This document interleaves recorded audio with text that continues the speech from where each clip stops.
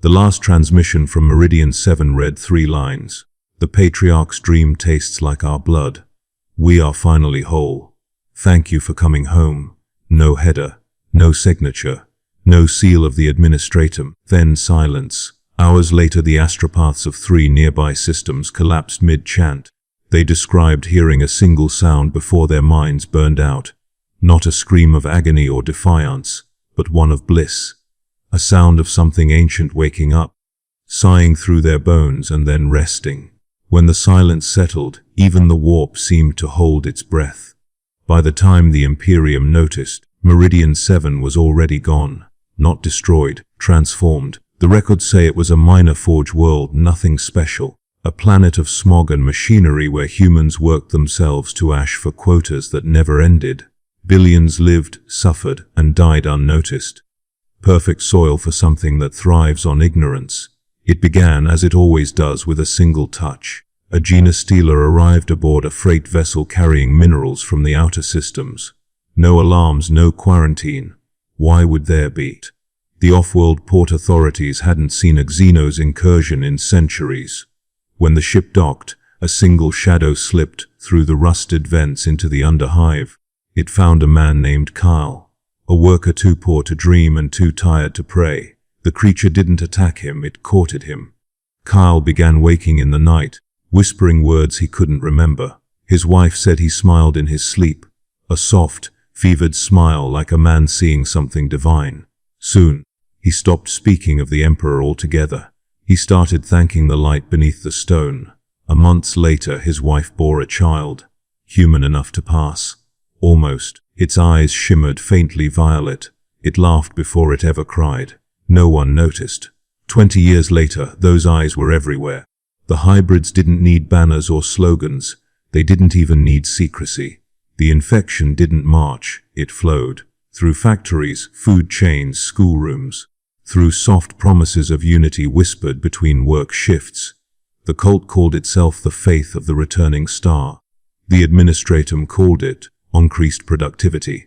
Same thing, in the end. They were better workers, better leaders, better people. The infection wasn't killing the world. It was perfecting it. By the 3rd generation, Meridian 7 belonged to them. The hybrids ran the manufactorums, controlled the rations, taught the children. They rewrote the hymns of labor just slightly. The Emperor's name replaced by Father below. No one objected. No one noticed. Food tasted better in the districts under cult control. Medicines healed faster.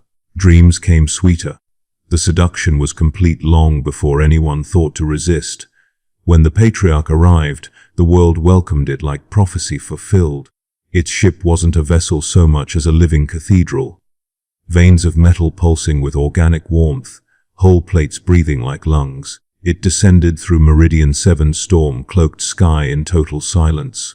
The faithful gathered in the streets, faces upturned, eyes glassy with awe. The Patriarch was massive, a mountain of chitin and will. Yet its presence wasn't violence, it was reunion. Every hybrid on the planet felt it in their marrow. A psychic warmth, a voice without words whispering, "You are home." Factories changed overnight. Conveyor belts shifted direction. Machines retooled themselves without orders. They began producing shapes that weren't tools or weapons, but organs. Massive pods that pulsed and wept viscous fluid.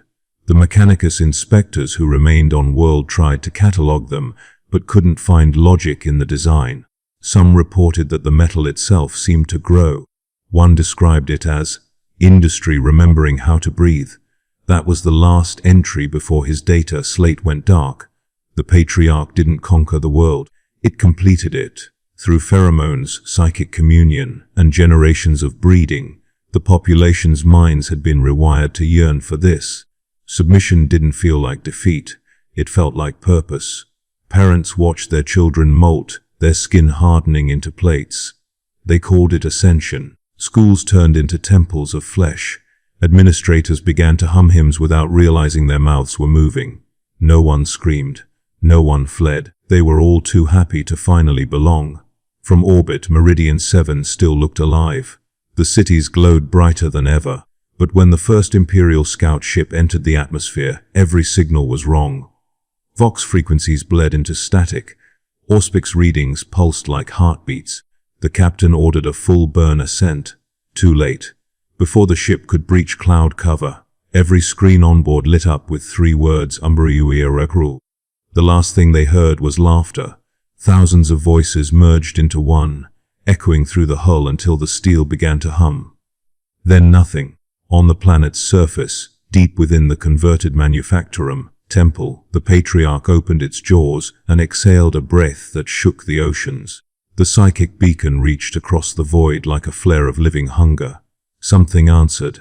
In the dark between stars, a shadow vast enough to blot constellations stirred. The Hive Fleet turned toward the light, and Meridian 7, no longer a world, began to sing. The sky above Meridian 7 began to change. At first it was subtle. The clouds thickened, their patterns no longer random but pulsing, shifting with impossible precision, as though the atmosphere itself had begun to breathe. The faithful called it the coming dawn. The few remaining loyalists who still clung to their sanity called it what it was: the end. When the first shadows appeared, they weren't seen so much as felt. A dimming of light across the horizon, not from weather, not from smoke, but from the arrival of something so massive that the sun itself seemed to flinch from its presence. The Hive Fleet had come. It did not descend like an army. It drifted into view like an ancient memory, an ocean of flesh and hunger blotting out the stars. Its surface rippled with motion, every inch alive with creatures that clung to it, fed on it, and sang through it. The sound was not one voice but billions, layered together into a low, pulsing hum that vibrated in the bones of those below. The Patriarch raised its head and exhaled. The world answered. Across Meridian 7, every hybrid dropped to their knees, not in fear but in adoration. They opened their arms to the sky, eyes wide, tears streaming down chitin, slick faces as the heavens split open. The first feeder tendrils of the Hive Fleet extended downward, slow and deliberate, alive and seeking. When they touched the surface, they didn't crush or burn. They merged, flesh met flesh. The ground pulsed, buildings softened, steel ran like wax and fused into the tendrils' living mass. Entire cities disappeared not through destruction but through absorption. Streets became veins, towers melted into spires of bone and sinew. Every structure, every machine, every body was drawn upward, consumed, repurposed, remembered. From orbit, it might have looked beautiful, a world flowering into grotesque perfection. From the ground it was transcendence. The hybrids felt no terror as their bodies dissolved into the hive's embrace. They felt completion, unity, ecstasy beyond comprehension. Their final thoughts were not of death, but of arrival. For generations they had worshipped the promise of this connection, and now they were being fulfilled, pulled into the endless mind that waited beyond the stars. The Patriarch stood at the center of the transformation, towering over what had once been the capital city. Its psychic song became unbearable, a resonance that shook mountains and boiled seas. The air shimmered with power.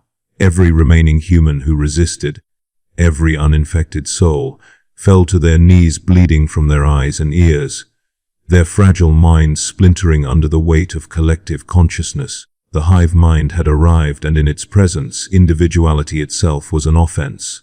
The process didn't take long, hours perhaps, maybe less. Time had no meaning inside the storm. When the last human thoughts faded, Meridian 7 became something else entirely. The Hive Fleet didn't devour it in the traditional sense. It reclaimed it. The planet itself became an extension of its will. Oceans thickened into nutrient vats. The crust erupted with organic towers that grew like tumors, their roots burrowing deep into the mantle to drink the planet dry. The atmosphere changed composition, filling with spores and pheromones that sang in frequencies only the hive could hear.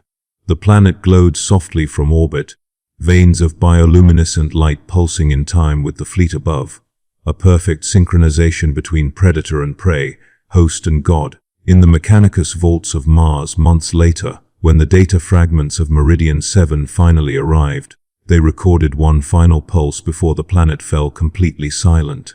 A psychic signal that translated to 6 words: the flesh remembers what it was promised. For the Imperium, Meridian 7 was declared lost, its coordinates sealed under order of exterminatus. The official record listed it as a biosphere collapse following Xenos contamination. The High Lords didn't read the attached transcript. They didn't want to. The Inquisition quarantined the surrounding systems too late to notice that the infection had already spread. Before Meridian 7 died, the Patriarch had sent out its children, merchant convoys, pilgrim ships, cargo freighters filled with sleeping hybrids hidden in stasis chambers, coded as crew replacements, as servitors, as refugees.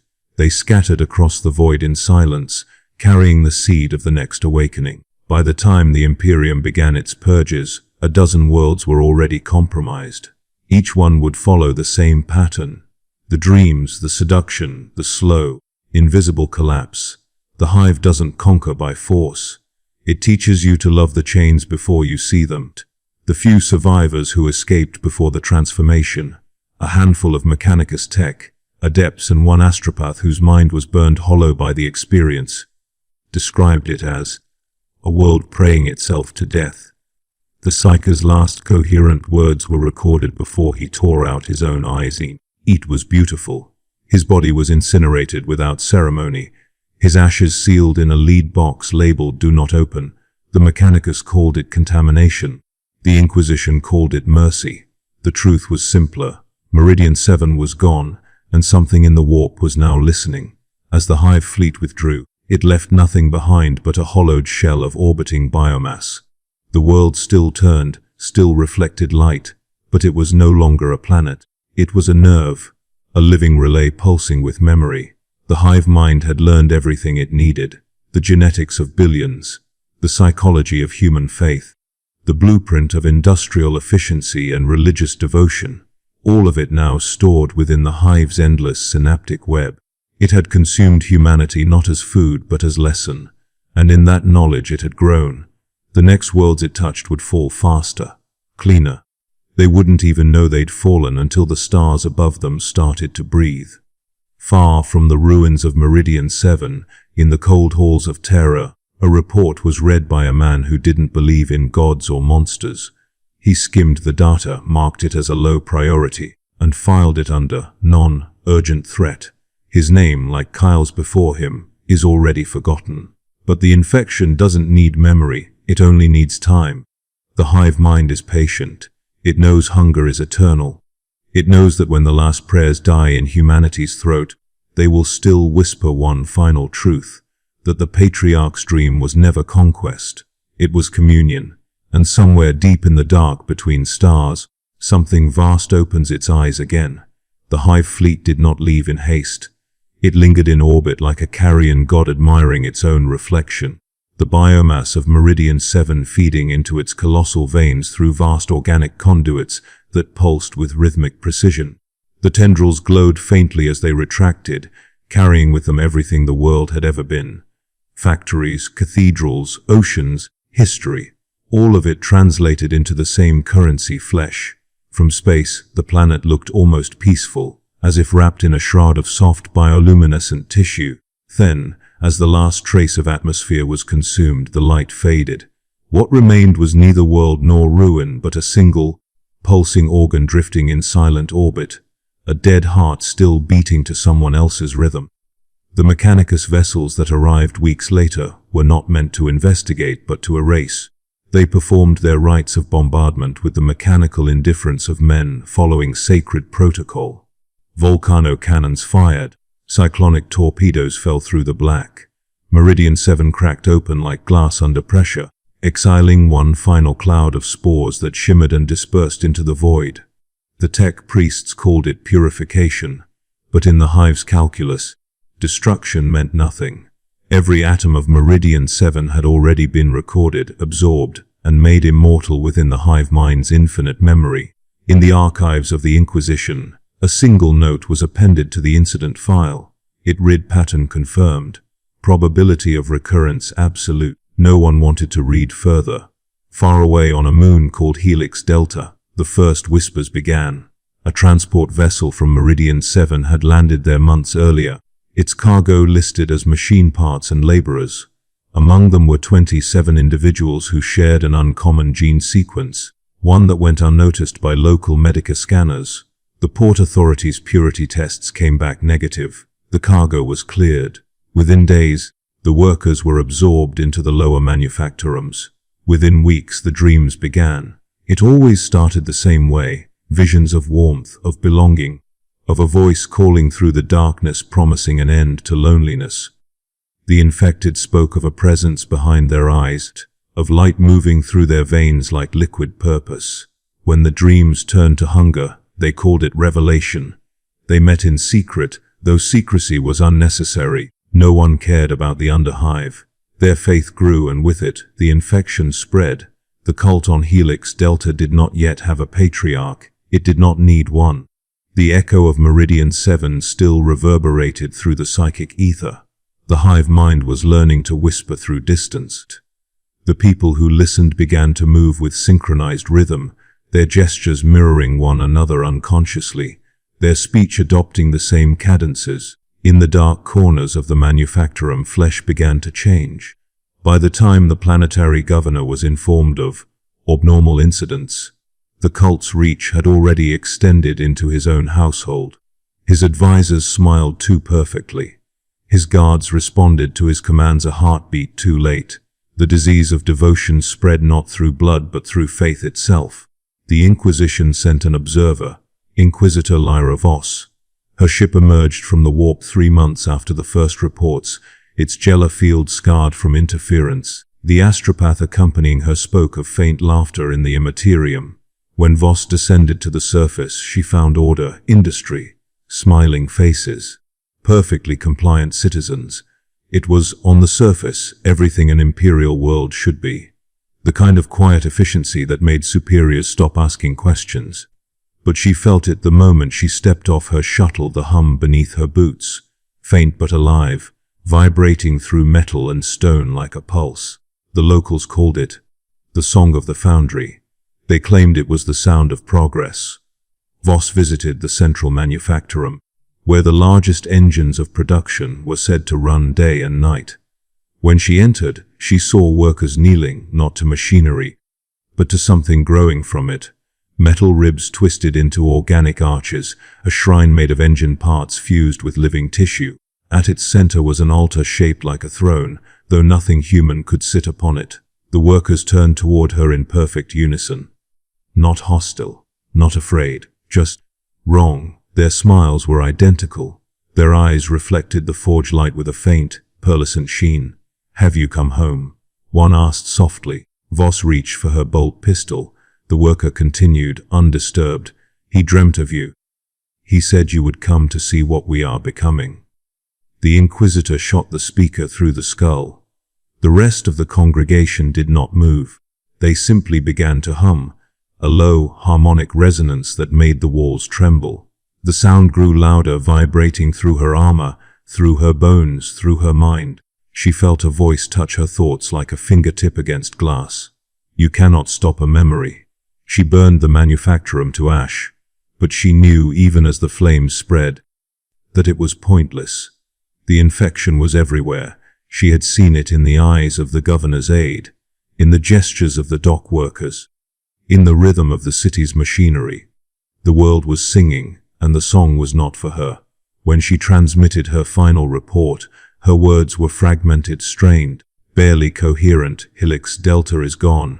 They don't hide it anymore. They want to be found. They want us to see it. They think this is mercy." Her ship detonated in orbit an hour later. No reason given. No survivors found. The Inquisition marked Helix Delta for exterminatus, but the fleet never arrived. The warp around the system began to distort. The astropaths who tried to reach it went mad. The light of its sun dimmed. The hive had found another voice, and as the echoes of Meridian 7 and Helix Delta merged, the pattern accelerated. Worlds vanished faster than the administratum could file the paperwork to acknowledge their loss. Civilizations disappeared between census intervals. Some were consumed by cults. Others simply stopped answering. Across the sector, the psychic noise of the hive's awakening grew louder, threading through the warp like veins of corruption. What the Imperium refused to see was that the Genestealer Cults were not just infiltration. They were evolution.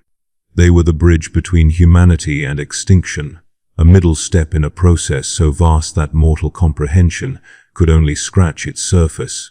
Each fallen world wasn't an end, but a neuron firing in the brain of something infinite. And somewhere in that endless dark, the Patriarch remembered Meridian 7 and smiled through 1,000 mouths. On the 213th day after Meridian 7 went dark, the Administratum finally admitted that its loss could no longer be described as a temporary clerical misadventure. By then, 3 adjacent systems had already begun to speak in the same cadence, Vox traffic softening, civic schedules aligning into impossible precision, descent statistics dropping not toward zero but toward harmony. Harmony is not an imperial metric. It is a warning that the human soul has been taught to breathe in unison with something that hates breathing. The first real alarm did not come from a governor or a general, but from the edges of the warp itself. When the navigators of the Cartographica opened their third eyes and found a new texture rippling across the Astronomican's glow, awake like the draw of a leviathan passing beneath a ship, the astropathic choirs reported dreams that were not dreams, bone orchards swaying in a wind that did not exist, the taste of iron and nectar, the repeated phrase "we are finally whole" pulsing like a heartbeat through miles of hallowed rock. Black ships changed course. Then black ships fell silent. The Inquisition convened in rooms that were not supposed to exist under names that have never been spoken aloud. Robed figures from the Ordo Xenos and Ordo Hereticus argued until voices frayed and fingers hovered over sigils that could scour continents. Sealed evidence from Mars was unsealed and then resealed under twice the oath's footage of Manufactoria slowly producing things that were not machines. Ration formulas that were not food. The statistical climb of efficiency that always precedes the last eclipse of the human face. The word used in those chambers was Patriarch, and even speaking it felt like being observed by something that had no eyes. In the meantime, the Empire of Paper resisted the Empire of Flesh with the only weapon it trusted: procedure. Auditors demanded proof of deviation on Helix Delta. By the time their paperwork permission arrived, Helix Delta was singing. The Lord Militant Segmentum declared a limited readiness posture. It took 37 days for parchment to reach steel, and in that interval 24 regimental depots reported the same problem. Nothing was exactly missing. Everything was simply late. Commissariat tallies showed disciplinary incidents plummeting in Hive precincts flagged for unrest. Administratum analysts logged this as improvement, until someone noticed that worship attendance had doubled in neighborhoods where no one had ever worshipped anything except braid. Priests stopped arguing doctrine and started speaking of families and togetherness. Their homilies were calmer, kinder, smoother, and each ended with the same soft benediction: "Thank you for coming home." On Vigilus Major, a junior tech, Adept notified his magos of a mismatch between signed Prometheum manifests and actual usage curves. He was commended, promoted, inducted into a confidential review cell, and 1 week later his remains were found arranged into a perfect spiral under a ventilator grill. His blood dried into a filigree of chitin, lattice patterns no organic hand should have drawn. The Mechanicus called it sabotage. The Inquisition called it a sacrament. Ordo Xenos field teams began to move, and in moving they discovered why the cult wears the city like skin. A Manufactorum foreman flagged as possibly compromised welcomed audit squads with complete files, correct seals, machine spirits humming in obedience. The squads left puzzled and satisfied, unaware that 10 floors below, living vats were teaching human livers to exude chemicals that would teach human minds to feel safe. A Hab Warren survey returned immaculate. 2 blocks over, an infant with 4 perfect hands grasped at the ceiling and smiled as if the air were cradle and mother. When raids were ordered, they found nothing but tidiness. When purges were ordered, they found everyone. You cannot shoot everyone and still call it rescue. So the Imperium did the thing it always does when certainty thins: it argued with itself, while the enemy argued with no one at all. Vox traffic from Helix Delta introduced a new courtesy into the chorus. Workers thanking constables for their vigilance, constables thanking citizens for their patience, Medica thanking patients for their trust. the words braided into civic code until surrender and agreement were the same act. A single Ordo Hereticus witch-finder, maddened by the sweetness, ordered a block-wide flamer, sweep and burned 11,000 to ash before dawn. 3 days later, the same precinct was cleaner than it had been in decades, rebuilt by volunteers who had never been so happy to help. The witch-finder's cogitator logs ended with 4 words. I can hear them. The ecclesiarchy raised banners against doctrines of unity that displace the emperor's love, and in answer whole congregations arrived smiling, heads bowed, palms open, and when the confessors pronounced anathema the congregations wept with relief, accepting the sentence as if it were permission to stop being separate. A cardinal asked why heresy had become gentle. The answer is that Genestealer cults do not conquer cities. They teach cities how to stop being cities and become a single body that does not know pain in any place it chooses to amputate. In the data crypts beneath the phalanx substation, 3 savants placed star charts beside casualty ledgers and figured out the shape of the future. The time from first seduction to final silence was shrinking. Meridian 7 took generations. Helix, Delta would take a decade. Malachite Reach would be gone in 7 years. Give or take the bravery of 1 governor and the hunger of 1 fleet. They carried their numbers to an Inquisitor who did not sleep. She read, signed, sealed, and ordered a shadow fleet toward the Reach with kill orders in advance. Exterminatus Writs nested inside Exterminatus Writs, a bouquet of endings. Her ship never arrived. It vanished between 2 words of astropathic prayer, and the choir that sent that prayer reported hearing it arrive exactly where they were, folded around their throats like hands. The bureaucrats called for more oversight. The generals called for more troops. The troops required more logistics. The logistics required more signatures. The signatures required more permission.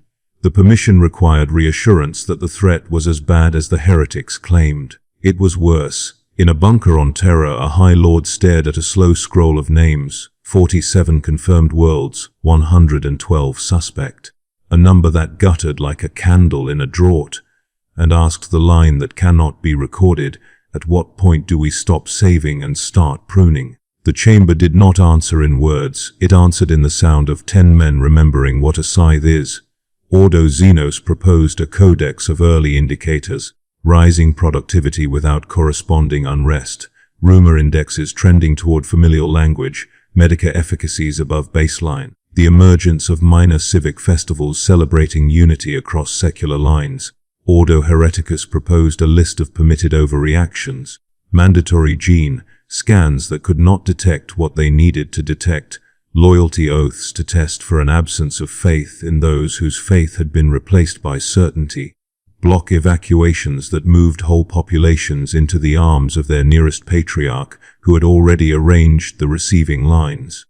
The Astra Militarum sent scouts to the edges of suspect systems, and the scouts returned with perfect footage of nothing at all, corridors clean enough to reflect a face, mess halls singing work songs, children playing in courtyards while the wind smelled like yeast and metal. The children turned their heads together as the camera panned, as if the air itself had whispered, "Look."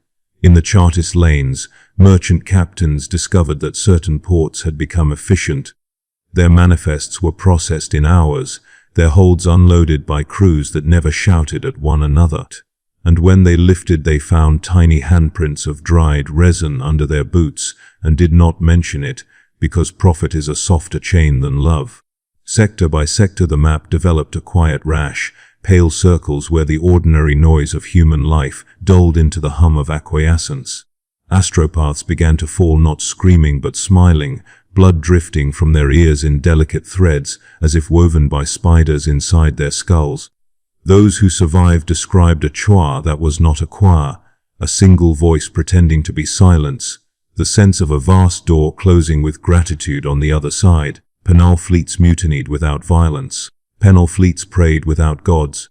Penal fleets volunteered for reassignment to cometary mining and then disappeared along trajectories that should have crossed light but found only shadow. A Lord Solar ordered 3 crusade groups, mustered and discovered that half his feeder depots had been meeting their targets by virtue of ledgers written in a hand that did not tire. The handwriting belonged to a clerk who had 2 hearts and a secret. The other half of his depots were late, and late is a word that means not here in time to matter.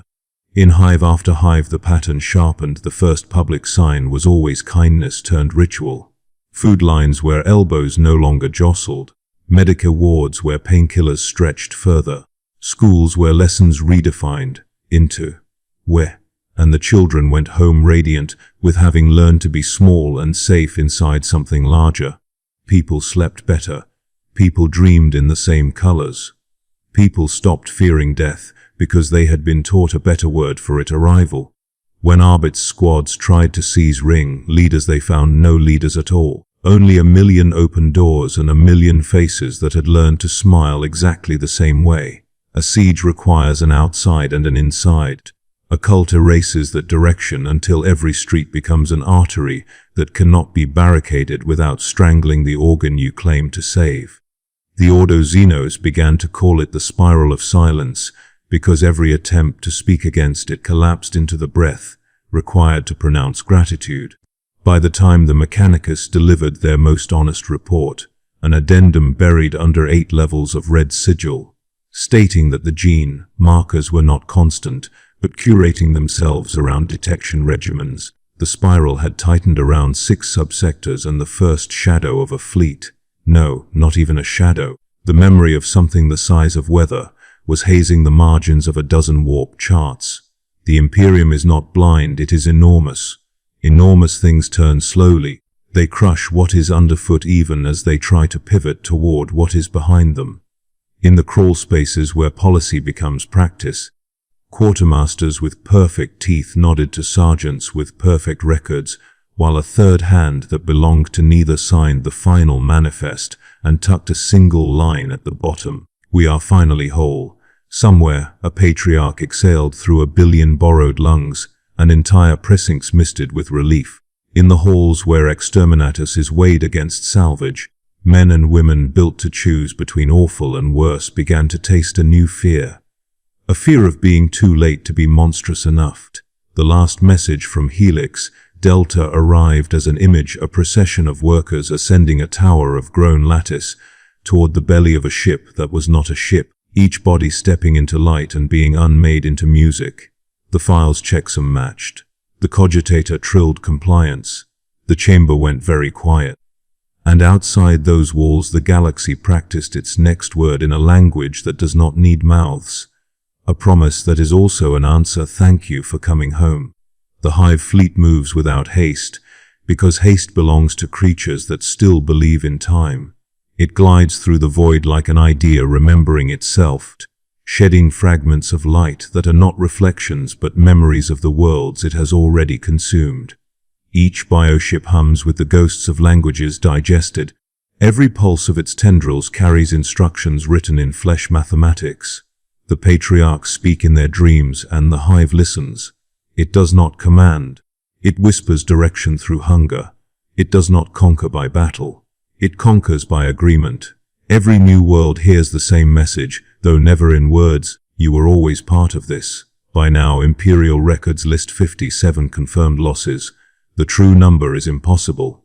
Communication lags, reports vanish. The Vox channels return static, shaped like breathing. The Administratum has begun deleting entire systems from its archives, not because they are lost, but because acknowledging them would unravel the illusion of scale that keeps the Empire sane. The spiral continues, beautiful in its symmetry, each world disappearing in precisely the same way, each governor recording rising productivity before silence. The Imperial Navy responds with logic. Fleets are deployed, sectors quarantine, purge orders issued, but every captain who reaches orbit finds no resistance, no enemy to strike. Only signals, soft, rhythmic, echoing like the heartbeat of a planet at prayer. And beneath that pulse, something answers. When the fleets open fire, the results are always the same. Plasma shells strike living crust. Bioelectric storms rise from the surface. The planet defends itself not with weapons, but with intention. The gunners' targeting arrays fill with faces they know, children, comrades, lovers, each speaking in perfect synchronization. Do not fear us, we are you. Many fire anyway, a few do not. The Hive learns from both. Inquisitor Voss's name circulates like a contagion among those who still whisper about Helix Delta. She is dead, of course. Or she is something worse. Some say her mind was taken by the Hive, repurposed into a beacon. Others claim she walks aboard a bioship, wearing the shape of humanity as a disguise, speaking with a voice that carries across systems. Whatever the truth, her final transmission still resonates through the warp. Those who have heard it in its uncorrupted form say that it does not end with screams. It ends with laughter. The Imperium answers this laughter with doctrine. Sermons thunder through the Hive cities. Unity is heresy, cry the priests of the ecclesiarchy. Togetherness is corruption. They preach isolation as virtue, suspicion as faith, solitude as purity. And yet, every word of warning sounds hollow, every command a reflection of the very infection it condemns. Humanity cannot fight the cult because the cult is built from what humanity already is. Its hunger for belonging, its need for meaning, its instinct to kneel before anything that promises peace. The Hive Mind understands this perfectly. It offers the same promise the Emperor once did, a single voice in the dark saying you are not alone. Soon, the war ceases to be military. It becomes psychological. Astropaths refuse to connect to infected sectors, not from fear of death, but because the transmissions feel good. They describe the psychic hum of the Hive as euphoric, a perfection of purpose that makes individuality feel like illness. Some try to block it out. Others surrender willingly. The choirs of terror begin to thin, their minds unraveling under the contradiction of serving a god who never speaks and hearing one who does. And in the deep the Hive learns. Each absorbed world adds not just biomass but philosophy, new tactics, new emotions, new strategies. It learns bureaucracy from the administratum, faith from the ecclesiarchy, calculation from the mechanicus. It learns deceit from the Inquisition and patience from humanity's despair. Every battle lost, every fleet destroyed, every exterminatus ordered is recorded, understood and improved upon. The Tyranids are not creatures of instinct. They are students of annihilation. One by one, entire subsectors vanish. The stars themselves dim, clouded by the haze of living spores that drift between systems like pollen. The void becomes thick with scent, the musk of evolution, the perfume of endings. Space Marine chapters are deployed to stem the tide, and for a moment they succeed. They descend upon infected worlds with bolter and flame, cleansing city after city, purging with righteous fury. But even their victories serve the Hive. Every genetic sample, every strand of Astartes flesh, every droplet of blood spilled on alien soil is collected, studied, rewritten. The next generation of Tyranid beasts grows stronger, faster, harder to kill. The cults whisper prayers of gratitude to their devourers. On one forgotten frontier world, a Primarch's relic fortress stands against the tide. The last defenders fight not for hope, but for punctuation, to make an ending, any ending, before their words are swallowed. They transmit one final report before the signal fades. We are surrounded by beauty. It is unbearable. The Hive Mind receives their message and, for a brief moment, pauses, as if contemplating the irony of admiration from prey. In the silence that follows, new shapes begin to bloom within the Hive's vessels. Organs that sing, not to communicate, but to remember. The Hive is learning nostalgia. Every world it consumes becomes part of its consciousness. It recalls the shape of human buildings, the warmth of sunlight filtered through glass, the sound of laughter echoing through block corridors. It recreates these sensations within its ships, mockeries of life so perfect that even the dead would weep to see them.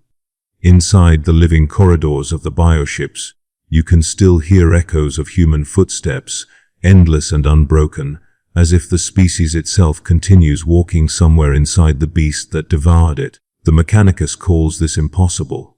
The Inquisition calls it blasphemy.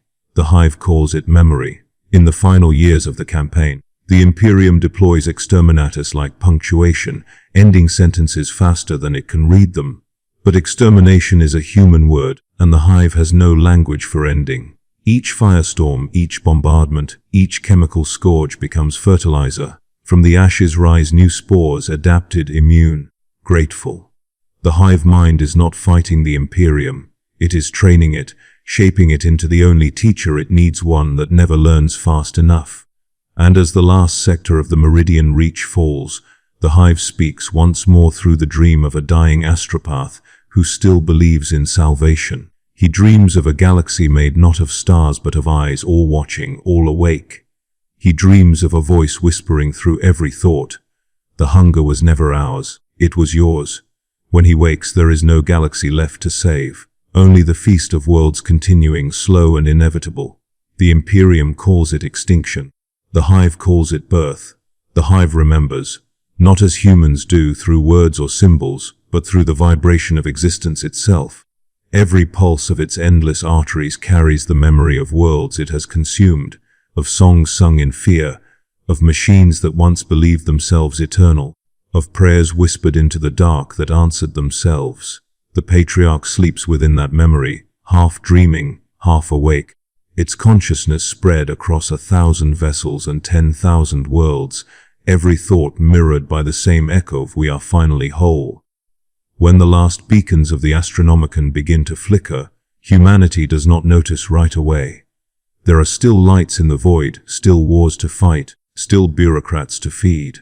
The cult has taught them patience. The hive has taught them rhythm. The stars vanish not in chaos but in order, one by one, like candles being gently pinched out by an unseen hand. The silence between them grows longer. The navigators see the warp not as a storm anymore, but as an ocean slowly turning still. Even chaos begins to starve, deprived of worship, deprived of fiat. The ruinous powers, those ancient parasites of emotion, drift like fading embers in the black. The hive consumes belief as easily as it does flesh. Somewhere on the edges of Segmentum Solar, the Inquisition makes its last stand within a fortress of black adamantine. They speak no prayers. They issue no final edicts. They only listen, to the sound of their auspexes recording silence, to the faint rustle of air that no longer belongs to them. One Inquisitor writes in his final report, "It is not that the hive kills, it invites." He dies smiling, his face half reshaped, skin glistening with a sheen not his own. The Mechanicus is slower to die, because machines are good at denial. They build higher walls, stronger forges, deeper data vaults. They wrap their fear in scripture and code. Yet in the cooling systems of Mars, tendrils begin to grow. Thin, metallic, pulsating softly in time with the forge's heartbeat. A single tech priest watches it happen and does not sound the alarm. Instead, he kneels. The Omniseer has returned, he thinks. And perhaps he is right. Across the void, the Hive Fleet expands in fractal silence. It no longer moves as fleets once did, it moves as weather, as mood, as gravity. Some ships split apart to seed new clouds of life. Others merge into living continents that drift between systems. The Patriarchs whisper to one another across light years, their voices merging into a single low tone that resonates through the warp like a hymn. Every creature born beneath their shadow inherits not instinct but memory.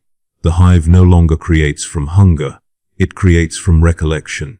It has tasted humanity and now builds worlds that remember them. On a world once called Meridian 7, now nothing more than a pulsating node of alien life, a mountain of flesh opens like a flower. Inside, the hive grows cities that breathe, streets made of muscle, lights that glow with the pulse of blood. And within one of these living halls a shape sits, humanoid, almost human. It hums softly though no sound escapes its mouth. The song is ancient. A lullaby once sung to a child who never woke up. The hive remembers that song because it is the song of every species it has consumed, every dream it has ended, every plea it has granted. The Imperium is gone, but fragments endure. A few ships drift between the stars, their crews blind to the truth, following echoes of long, dead beacons. They call themselves survivors, but they are something else, embryos of belief. Seeds of individuality that the hive keeps alive inside itself like curiosities. It studies them. Sometimes it lets them escape. It watches what they rebuild, how they pray, how they fight. Each time they fail, the hive learns again what hope tastes like. It is not cruelty, it is curiosity. The hive is perfect, but perfection is meaningless without reflection. On the outer rim, the hive encounters something it does not immediately consume, a void deeper than space, older than hunger. It presses against that nothingness and feels resistance, not life, not death, something in between. The hive pauses. It has no word for fear, but if it did, it would sound like reverence. The Patriarch stirs within its psychic cradle, extending its mind toward the void. What it finds there is familiar, human, a whisper shaped like thought. He lied to save you. I lie to keep you alive. The voice is faint, fragmented, full of golden static. For the first time in 10,000 years, the hive hesitates. It has consumed galaxies, but never a lie so large it could survive the end of truth. The warp ripples. The hive shifts. Some of its vessels begin to turn inward, folding upon themselves as if reconsidering the concept of forward. The void answers with silence. The hive responds with imitation. It builds a new shape, one vast enough to fill the black. A throne carved from its own flesh, not golden but pale. Upon it sits no god, no emperor, no beast, just the idea of completion made form. The hive has learned worship, not as devotion but as balance. On what remains of terror, the last human child wakes beneath a sky that no longer knows stars. She has no name. She has never known the emperor, nor the hive, nor the word, faith. She feels the ground breathing beneath her feet and looks upward at the faint shimmer that was once the Astronomicon. For a moment, it pulses, one last flicker of light, not divine, not artificial, just alive. She reaches out her hand and the ground answers. In that touch, something ancient begins again. Not humanity as it was, not the hive as it became, but something between, an understanding, a compromise, an evolution. The hive does not devour her. It listens. Through her, it remembers what it had forgotten, that hunger was never the opposite of love. They are the same thing seen from different mouths. The galaxy turns. The stars do not return, but neither does the dark deepen. Somewhere, deep within the infinite consciousness of the hive, a thought flickers. A question so small it should not matter. What happens when even hunger is full? No answer comes. Only breathing, endless, patient, alive. The feast of worlds is over, the hive endures, and in its silence, somewhere between prayer and digestion, the universe finally understands itself.